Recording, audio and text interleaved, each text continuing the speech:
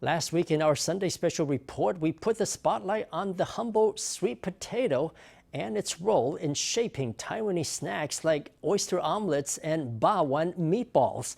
But how did Taiwan pick up the habit of snacking? It actually goes all the way back to the 17th century. Dutch rulers invited Chinese immigrants to settle in Taiwan in large numbers. These farmers from Fujian and Guangdong brought with them their habit of snacking. Today, in part 2 of our Taiwanese snack series, we look at the legacy of Chinese immigrants.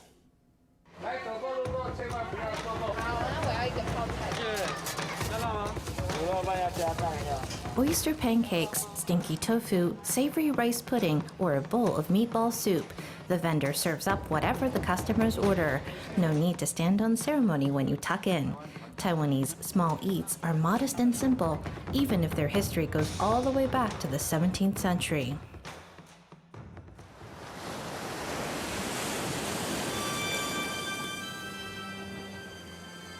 The first Chinese people to settle in Taiwan brought their diets with them across the sea.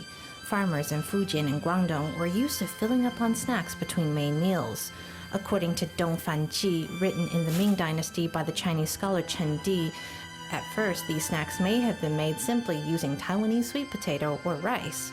Over time, more and more immigrants arrived in Taiwan, and those simple snacks began to evolve.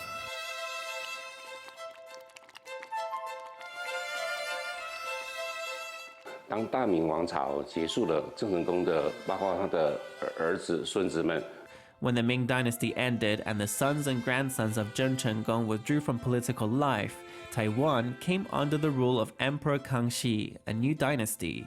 The old ruler's chefs and cooks were out on the streets, destitute. They weren't soldiers or laborers. All they could cook was simple delicacies. So each one found a street corner or a temple and started to cook the dishes of the time, with a little bit of flair, but also in a simplified way. I suppose they were trying to scrape a living together. So that's why we call that year 1684 Year 1 for Taiwanese snacks. The simple farming snacks incorporated cooking traditions from different immigrants, becoming more intricate and commercialized. Danzi noodles, ba-wan, and savory rice pudding are some of the snacks that began to be sold in cities by street vendors using shoulder poles. 那时候挑担就是要有一个小火炉、油锅。 Street hawkers would need a small stove and a wok, which would be on one side, and on the other side, they put the ba-wan and the flavorings. They'd make the ba-wan, maybe steam them at home, then put them in the wok to keep warm, and only take them out when the customer bought them. They'd walk the streets shouting, "Roast ba-wan." 整个的居民越来越多了，而且呢经济稍微好一点了。 The population was growing and the economy improving a bit. Some street vendors started to feel tired of carrying the shoulder poles and switched to using push carts. So, in the early days, you'd see these shoulder poles on all the city streets, and later on, more and more push carts.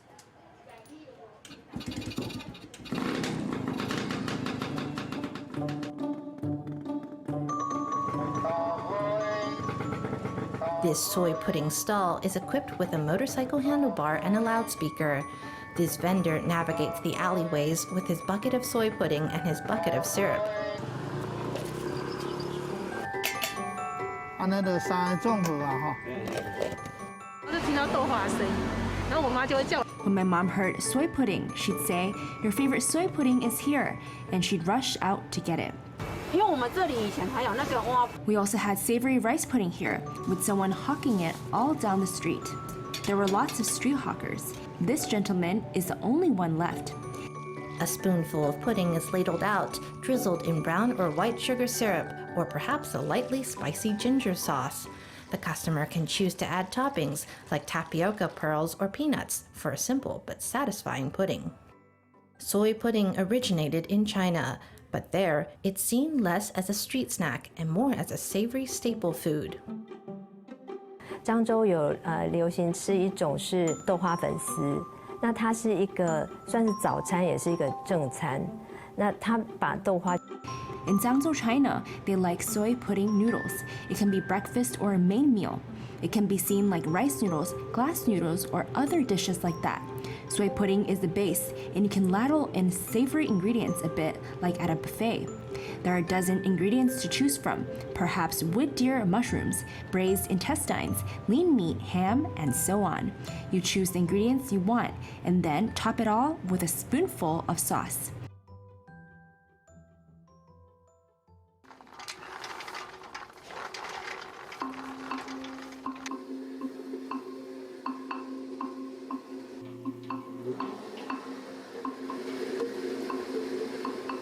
Soybeans and water are ground to produce milk.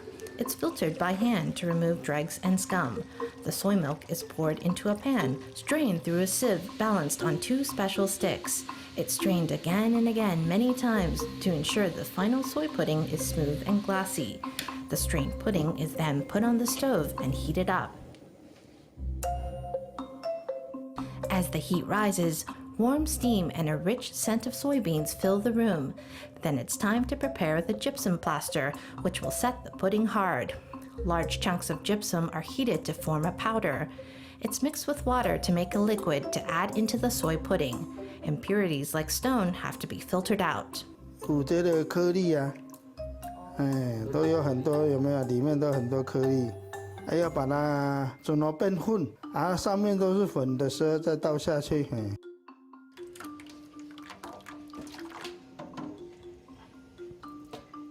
The soybean milk must coagulate into soy pudding. Methods vary greatly. Some use sweet potato flour and plaster powder. Others replace the gypsum with a dash of salt broth, but that often results in a slightly bitter note. You can also buy soy pudding made with gelatin, which has a smooth, soft, and yogurt-like texture. You can find many different methods that use gypsum plaster to coagulate soy milk and produce different types of soy products.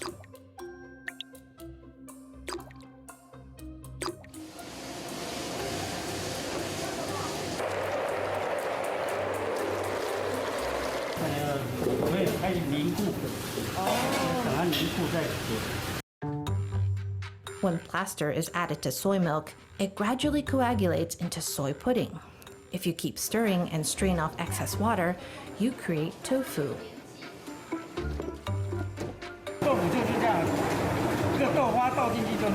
This is tofu.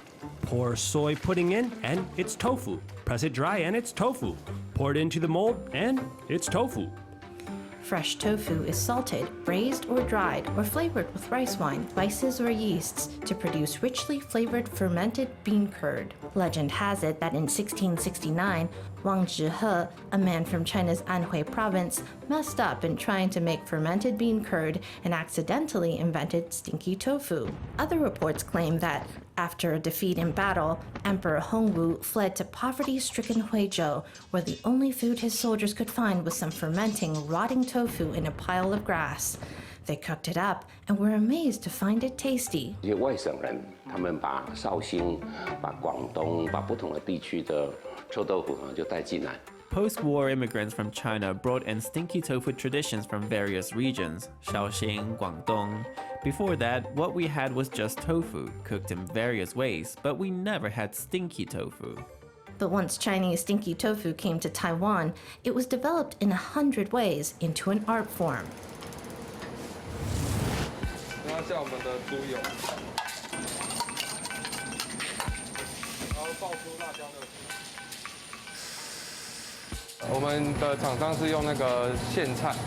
Our suppliers ferment it with amaranth greens. It has a different flavor and aroma. It's more natural and not so strange smelling.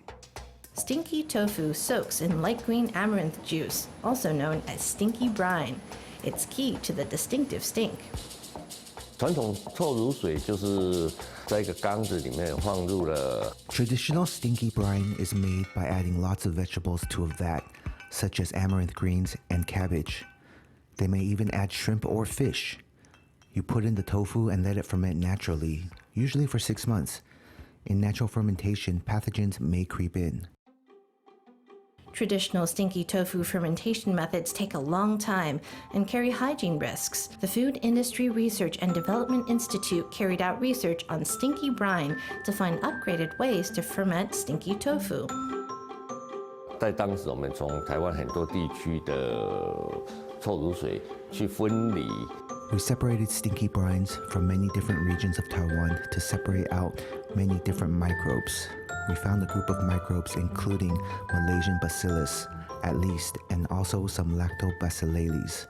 Using them, the fermentation time can shrink from 6 months to 1 month. The fermentation process is under our control, so it's safe and hygienic. Stinky tofu, once a Chinese invention, became a Taiwanese specialty and was brought to its zenith in Shenzhen District, New Taipei, which is perfect for stinky tofu production because of its clean, iron-free water. 一开始是我外公嘛，他在民国45年的时候，在深坑的吉顺庙口。In 1956, my grandfather was selling noodles near Jishuan Temple. He also braised tofu in red braised sauce. He was a panto banquet chef. He understood tofu and understood how it shrinks. So then the family thought, we could make stinky tofu like this. So we tried it and it spread fast by word of mouth. Everyone knew our tofu and everyone loved it.